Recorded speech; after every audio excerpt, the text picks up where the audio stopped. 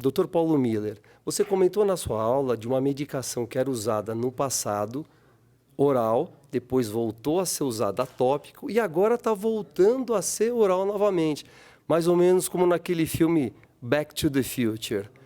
Qual o futuro que você vê para esse tipo de indicação? Isso é muito interessante, não raramente acontece na medicina. O medicamento deixa de ser usado, depois volta, ou um medicamento é desenvolvido com uma finalidade, a gente observa que tem um outro benefício.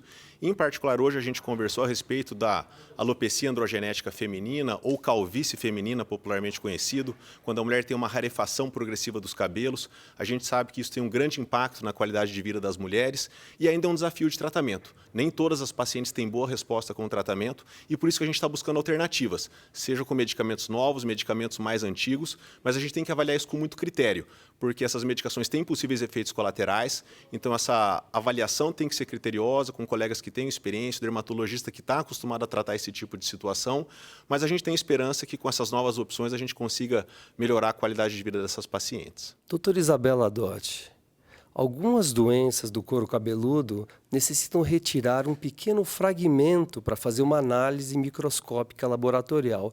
Poderia dar alguns exemplos? A biópsia do couro cabeludo ela está indicada principalmente para os casos de alopécia cicatricial, ou seja, naqueles casos que o paciente perde cabelo e essa perda pode ser permanente. Então, nesses casos, como as doenças se parecem muito, é fundamental realizar a biópsia do couro cabeludo, que é a retirada, como você mesmo disse, de um pequeno fragmento, é um procedimento minimamente invasivo, cirúrgico, mas que deve ser realizado pelo médico especialista, que é o dermatologista. A outra indicação é fazer a biópsia, apresentações que você não tem muito certeza ali que se trata daquele diagnóstico.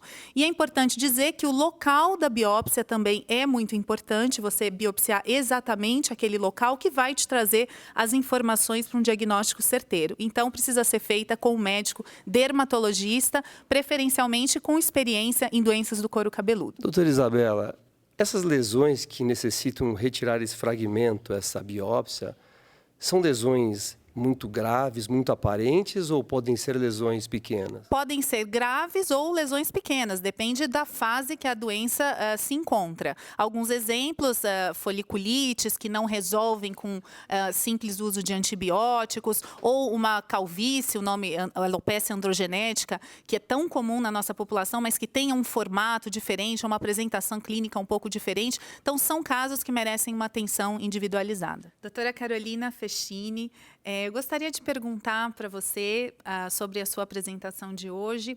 A gente tem visto um surto de uma doença relativamente nova que se chama alopecia frontal fibrosante. Quais são os sinais de alerta para o paciente e também para o médico não especialista, ou seja, não dermatologista, que podem alertar quanto à presença ou quanto à suspeita dessa doença e encaminhar ao dermatologista? Bom, eu acho super importante trazer esse tema à tona. Na realidade, a alopecia frontal fibrosante é uma doença que veio e está sendo descrita desde 1994, então é uma doença relativamente nova dentro do que nós conhecemos na medicina. Então, para os pacientes, para os médicos generalistas, é super importante ficar atento a qualquer queda de cabelo que envolve preferencialmente essa região da fronte e que tem uma evolução progressiva em faixa. É muito comum que o paciente também tenha uma queixa de queda e rarefação de sobrancelha. Isso acaba sendo comum, inclusive, precedendo a doença. Então, é importante que os médicos que identifiquem pacientes com esses sinais, ou até profissionais de salão de beleza que lidam fazendo, enfim, procedimentos de química, corte, possam encaminhar para o profissional adequado, que é o dermatologista, de preferência o dermatologista que lida com doenças do couro cabeludo e vai poder iniciar o tratamento de forma breve, e isso faz toda a diferença na evolução do quadro clínico da doença. Alessandra Anzai, muito tem se falado a respeito de novos tratamentos para queda de cabelo, mas na sua aula foi justamente o oposto. Medicamentos que causam a queda de cabelo. Isso é frequente? É um assunto bem interessante, porque a queda de cabelo, ela pode ser um sinal de alguma doença que está acontecendo no organismo como um todo. E apesar da importância cosmética do cabelo, ela pode ser um primeiro sinal de que algo na saúde do paciente não vai bem, que precisa ser investigado. E além disso, algumas medicações também podem trazer uma queda de cabelo e muitas delas têm tratamento. Se a gente consegue identificar a causa, a gente consegue tratar e trazer uma melhor qualidade de vida para esses pacientes. Doutora Andréia Munk, na sua apresentação você falou de alguns casos de alopecia androgenética, popularmente conhecida como calvície, que devem ser investigados laboratorialmente. A calvície é uma doença muito frequente, tanto em homens quanto em mulheres.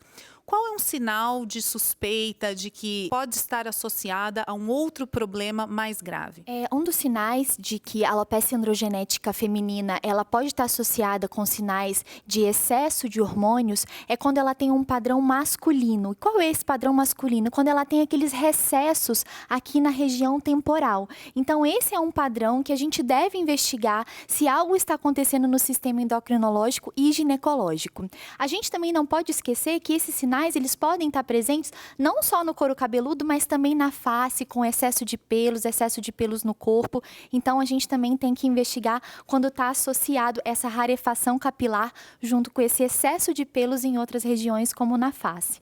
Então, esses são os mais importantes, né, na indicação da investigação da calvície feminina. Doutora Bianca Nascimento falou hoje sobre os tratamentos disponíveis para a alopecia areata.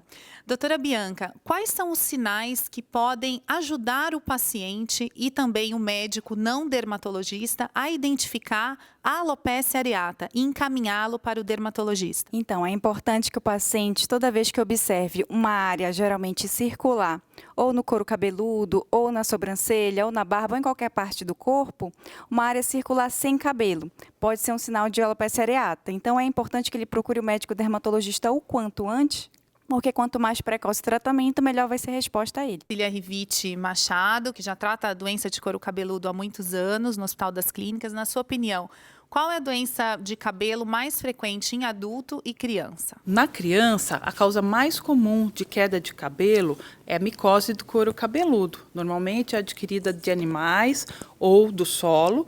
E a manifestação clínica, o aspecto que a mãe da criança vai observar é uma queda de cabelo localizada, que pode ter inflamação da pele, descamação e também cabelos partidos. Na criança também, com alguma frequência, nós vemos um outro quadro que se chama alopecia areata. Na alopecia areata, as placas de queda são lisas, sem inflamação, podem acontecer subitamente. No adulto, a causa mais comum de queda de cabelo é o eflúvio telógeno. Eflúvio telógeno é um nome complicado, mas que indica aquela queda de cabelo que ocorre, por exemplo, após o parto, que as mulheres perdem cabelo. E é uma queda que dura alguns meses e tende a se recuperar completamente. Com o tratamento, a recuperação é mais rápida. A outra causa comum de queda de cabelo é a alopecia androgenética, também chamada de calvície. Pode acontecer nos homens, onde ela é mais exuberante, e também nas mulheres com sinais mais sutis.